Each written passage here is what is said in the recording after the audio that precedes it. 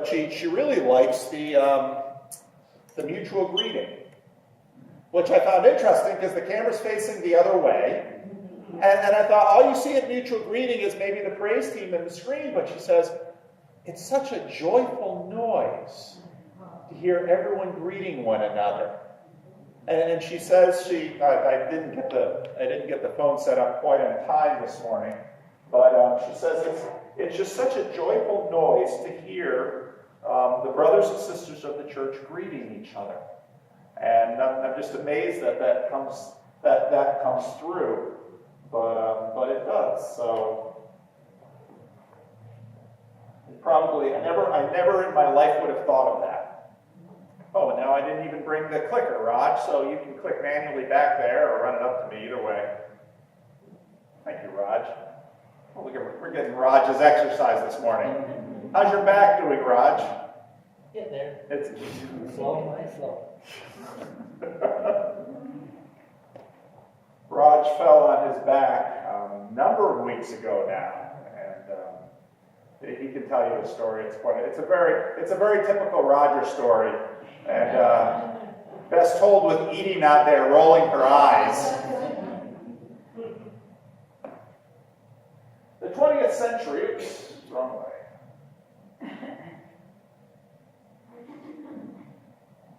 The 20th century is sometimes called the American century, and in some ways, the 20th century has been a golden age for our country. America began the 20th century as kind of a backwater place, but especially in the process of World War I, the United States mobilized really as the arms producer for the Western Allies during World War I. And with the invention of the automobile, in many ways at the beginning of the 20th century, the United States really came into its own as an industrial power. And that continued then even through the Depression. And once World War II hit, and the Japanese attacked Pearl Harbor, and we were into the war against Hitler in Europe, the U.S. became this colossal superpower. And while most of the other industrial nations of the world were destroyed after the war period, the U.S. shifted from war manufacturing to commercial manufacturing. And of course, you know the story. The world was filled with Fords and Chevrolets and Cadillacs, and American corporations were just booming. And then, of course, the U.S. at the latter part of the 20th century was caught in the Cold War. And then by the 1980s, the Soviet Union basically collapsed, and the U.S. was left as the one dominant superpower. And so this for many of us, kind of, we have a sense of what a golden age is, but golden ages are usually only seen kind of in retrospect. Because as a country, we often worry, are we peaking? Are we decaying? Are we declining? It's always hard to get a measure of your status from in the middle of the moment. But one of the things that we can observe when we think about the United States in the 20th century is the question, does a golden age correlate to validation of God's blessing? You know, in the very famous song, America the Beautiful, we have this line, God shed his grace on thee. And the psalm talks about, purple mountains, majesty above the fruited plain. And on one hand, we very much get a sense that this nation has been blessed by God in many, many ways. But is that blessing a result of God rewarding our morality? That's a very complicated question. We're about to look this morning at what essentially was Imperial Israel's golden age that really came about during David's reign and then now Solomon's reign. Now this is a map of the ancient area, and one of the things to remember about Israel is that if you look at the history of human civilization, Israel is surrounded by two great empires. Egypt down here, and you know the story of Israel coming out of Egypt. And if you remember Babylon, if you remember this little city, anybody remember who comes out of Abraham. And so right there in Israel's story, there's this sense that, did I turn on that camera, Pete? Is that camera working? Yeah. Okay.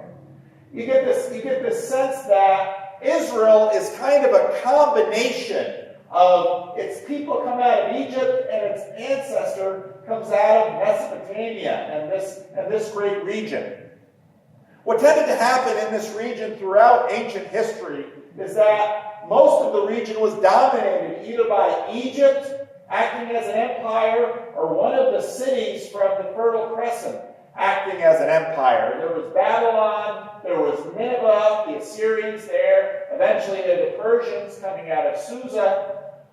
But at the period when David and Solomon really come into their power, Egypt is dysfunctional and can't get its act together. And there's other things going on here that mean they can't get their act together. And so what basically happens is that right here in the middle, there's a power vacuum. And when David finally gets to put down the Phoenicians or the Philistines, they basically are the big kids on the block and in control of this region right here.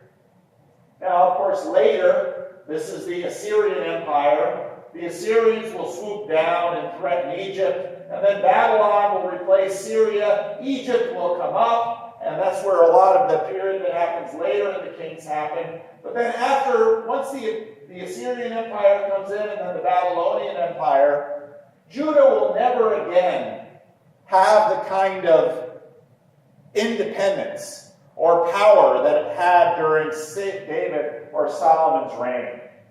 During Solomon's reign, in fact, Israel becomes a regional power. And you can see here's Israel in the middle, and Israel basically dominates all of the other nations around her. The Amalekites here in the desert, Edom, Moab, Ammon, Syria, the Philistines here along the coast. And so under Solomon and David, Israel's power grows and it reaches all the way up, even here to the western edge of the Euphrates. And Israel becomes this dominant kingdom. Now, this happens all under the shadow of the books of the law, the first 5 books of Moses or the Torah.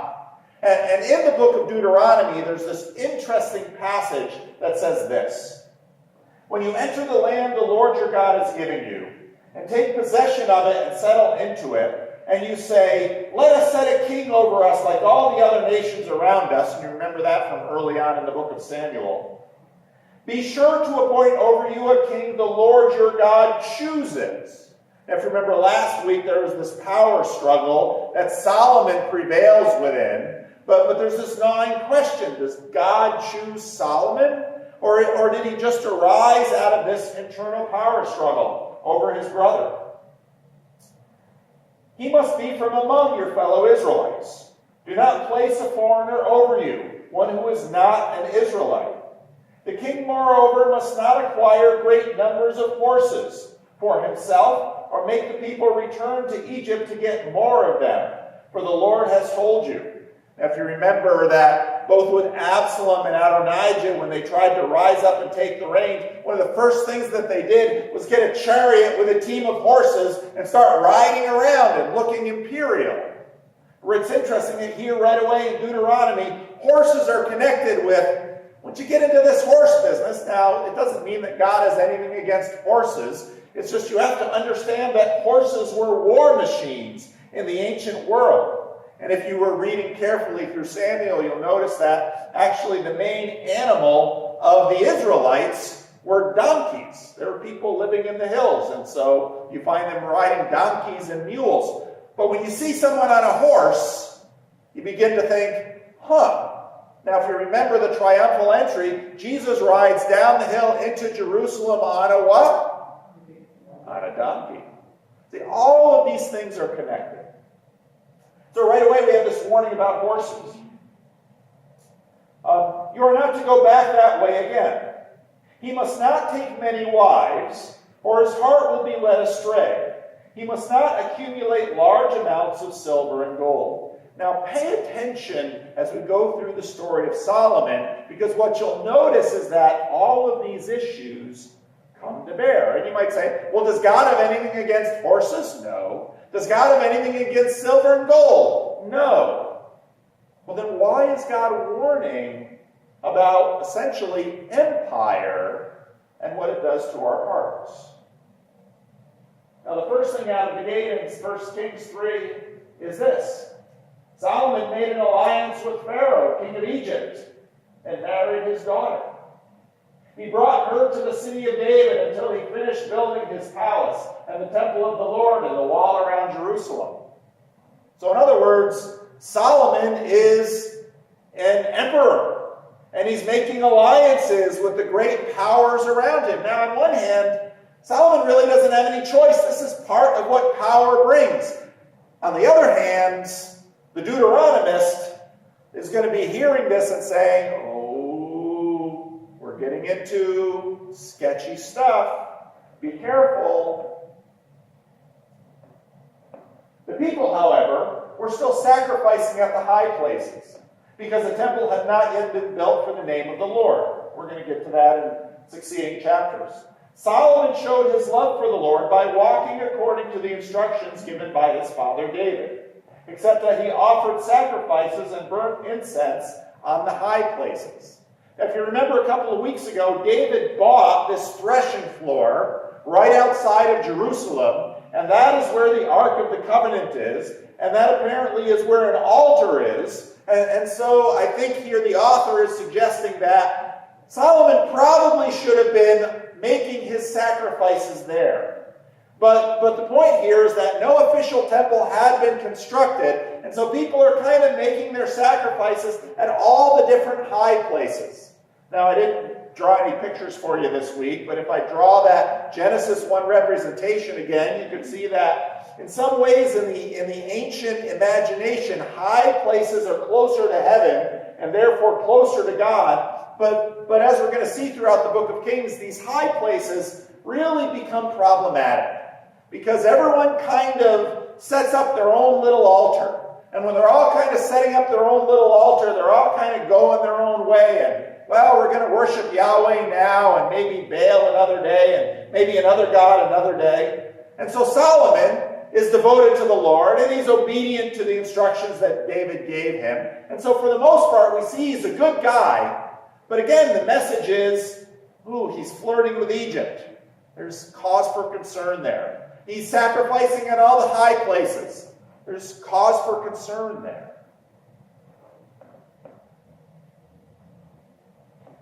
The king went to Gibeon, which is quite close to Jerusalem, to offer sacrifices, for that was the most important high place. And now again, there's undertones here of the old Canaanite paganism that's still around, and you have almost the sense that the Hebrews and their service of the Lord is still kind of mixed up with some of that old stuff.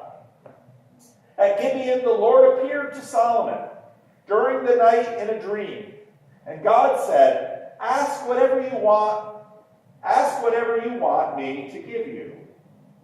Now it's important here to notice that this is God's invitation. That God, in fact, is the one who approaches Solomon. And God comes to Solomon and says, ask what you want. Now, does Solomon earn this? Well, Solomon really hasn't done anything yet. And a bunch of the things that Solomon has done is like, well, he's a good king, but there's some cause for concern. But the Lord comes and basically says, tell me what you like. Solomon answered, you have shown great kindness to your servant, my father David, because he was faithful to you and righteous and upright in heart. You have continued the great kindness to him and have given him a son to sit on his throne this very day. Now, Lord my God, you have made your servant king in place of my father David. I am only a little child. Now, he's a grown man, of course, but this is how you speak to a god or to a king. But I am only a little child and do not know how to carry out my duties. Your servant is here among the people you have chosen, a great people, too numerous to count or number. And again, when you read that, you should remember Abraham and the sands of the sea type thing. One of the things you have to appreciate about the Bible is before the internet was ever developed, and we're talking about hyperlinks, where you click on different links, the Bible is one of the first hyperlinked documents. And the whole Bible is connected, but it's connected by word repetitions. And so here basically we have the message that God's promises to Abraham have been fulfilled, and Solomon is appreciating this. He's connecting the dots about who he is and where he's standing. A servant is here among the people you have chosen, a great people, too numerous to count or number. To give your servant a discerning heart to govern your people, and to distinguish between, so give your servant a discerning heart to govern your people, and to distinguish between right and wrong, for who is able to govern this great people of yours? Now, many of you learned this story first in your Sunday school books, where Solomon says he asks for wisdom. We're going to get into that word in a minute. But you can see right away that Solomon is now feeling the weight of the responsibility, and he's basically saying, Lord, you have located me here at this part of your grand project. Make me capable of the job that you've given me. It's a good request. The Lord was pleased that Solomon had asked for this. So the Lord said to him, since you have asked for this, and not for a long life or wealth for yourself, nor have asked for the death of your enemies, but for discernment in administering justice, I will do what you have asked. Notice that here the way God answers this question, God says basically, ask what you would like. Now God says, I'm going to give you what you asked. Isn't he kind of saying, if you had asked for something stupid, I might not have given it to you? Maybe. Isn't that how he answers our prayers sometimes? When we ask for something and God says no? But here God says, yes, I will give it to you. I will do what you have asked. I will give you a wise and discerning heart, so that there will never have been anyone like you, nor will there ever be. Moreover, I will give you what you have not asked for, both wealth and honor, so that in your lifetime you will have no equal among kings. And if you walk in obedience to me and keep my decrees and commands as David your father did, I will give you a long life. Then Solomon awoke, and he realized that it had been a dream. He returned to Jerusalem, stood before the ark of the Lord's covenant, and sacrificed burnt offerings and fellowship offerings. Then he gave a feast for all his court. So again, he returns back from Gibeon, having had this dream, and he sacrifices in the most appropriate place. But now pay attention to the language here, because it's very interesting. We just read in Deuteronomy that be careful that the king doesn't get too rich or too powerful. But now God says, you have answered well. So I will give you wealth, and I will give you power. So again, we see that wealth and power are not bad things, but there are temptations fraught within them. Success is not a bad thing, but success can open us up to temptation. Wisdom in the Old Testament has a little bit of a different sense than the word has in English. In the English language, it tends to more have a sense of appropriateness or even godliness. But in Hebrew, it more has the sense of being clever or shrewd or discerning or skillful.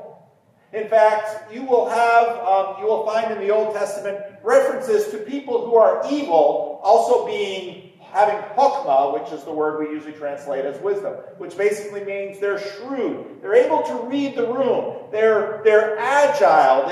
In everything they do, they seem to be able to make the right move at the right time in the right way. Wisdom is a gift from God, but like all God's gift to fallen people, its outcomes are complicated. Most of you heard this week that OJ has been granted parole. And prompted by that, I decided to rewatch, which I think is one of the best documentaries I've ever seen. It's a long, multi-part one, which is O.J. Made in America. And so I started rewatching that actually yesterday. I had a couple of hours, and I watched the first episode. And again, I was struck. I turned 54 tomorrow, but I'm old enough to remember the 70s. And I'm old enough to remember O.J. running through airports in these Hertz commercials. And I'm old enough to remember O.J. the movie star. And before all the stuff that happened with, with his wife, it's important to remember what a colossal figure O.J. was. What an amazing football talent, but it went way beyond his talent. And again, as I'm watching some of the old footage of him, just charismatic, handsome, gifted. When they had that great season with Buffalo, and he goes in for the interview because he had ran for 2,000 yards, and it was the first NFL running back to ever hit 2,000 yards. He brings the whole offensive team in with that. And he's so humble and speaks so well of everyone. And I was just amazed during that first thing how every single move O.J. seems to make is the right one. And now, obviously, looking back over everything that has happened, you kind of get the sense of Solomon. And so we'll probably come back to O.J. a couple of times as we look at Solomon, because in some ways, some of their paths are the same. That he starts out so well.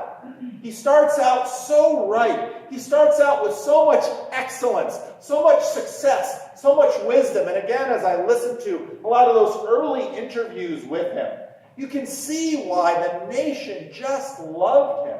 And how this changed. I mean, was enormously complicated in terms of the racial conversation in America. And I think the documentary brings out all of this incredibly well. But when you get a picture of wisdom in the Old Testament sense, you should get a picture of young O.J., who is not only just an off-the-charts running back, but also charismatic, beautiful, wise in terms of how he's dealing with the press. Now, the challenge then will be for O.J., once he has the celebrity, the fame, the access, the world at his door, what will you do with that? What will you do with that? And how often don't we see this with young sports heroes who climb to such heights, but then the question is, can they remain humble?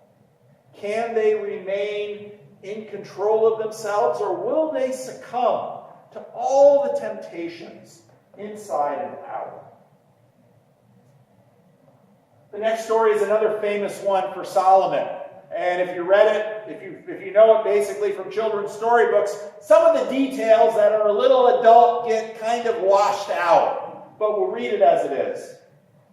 2 prostitutes came to the king and stood before him. It's an interesting scene, isn't it?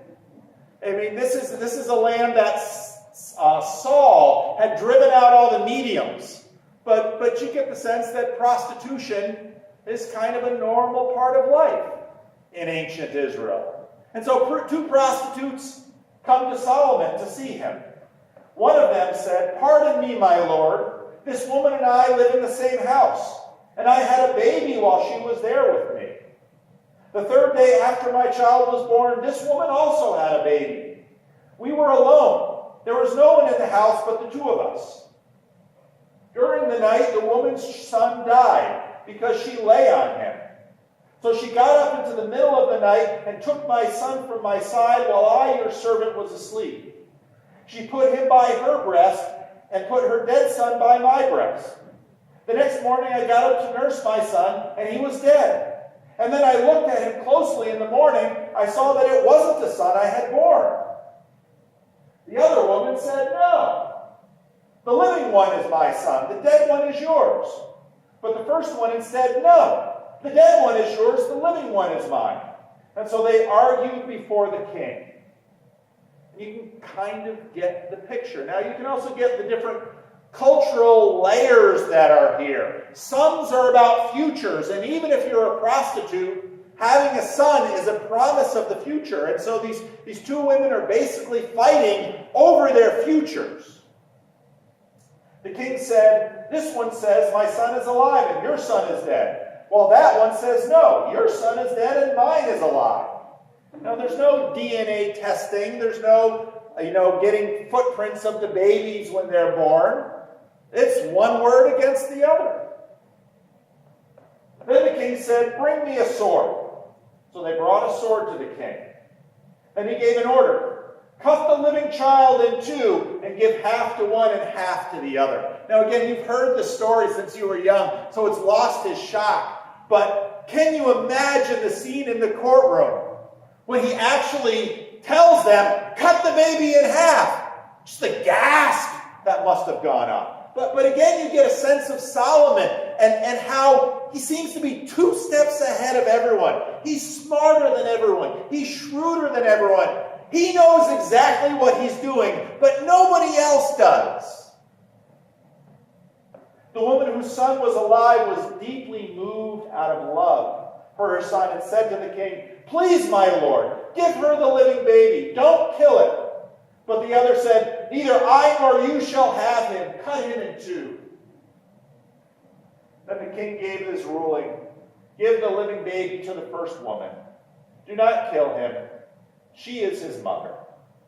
When all Israel heard the verdict the king had given, they held the king in awe, because they saw that he had wisdom from God to administer justice. And here at this moment, you get the sense of kingdom come. That all of God's promises that he has given to his people have now come into being right there in the person of Solomon. But the question is, can Eden last? Success isn't necessarily a validation of or being in God's will. You get the sense through that on one hand, America, God shed his grace on thee. That's true. We've been given much. But just because we're given much doesn't mean we necessarily deserved it or earned it. We've probably been given much and others given less just because God is good. And there's nothing wrong in saying that.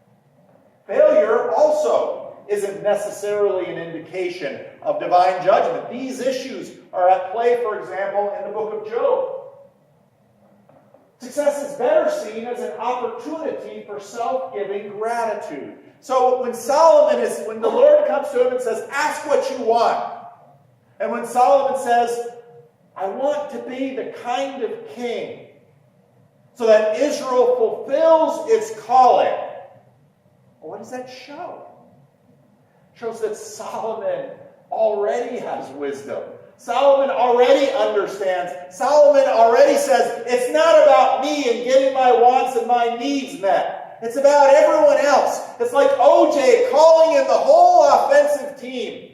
I mean, all that quarterback did all year was hand the ball to OJ. I think he threw 6 passes the last game. And OJ says, it's not about me, it's about all of us. And we look at that and we say, yes, yes. And what's ironic is that when OJ says that, we say, just like Israel sees King Solomon, he is exactly the king they have always wanted. So when success comes, the best thing to do is say, it's not about me. It's all a gift from God.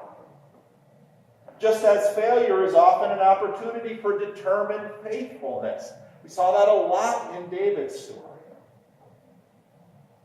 The Apostle Paul, when he talks about wisdom, will say this.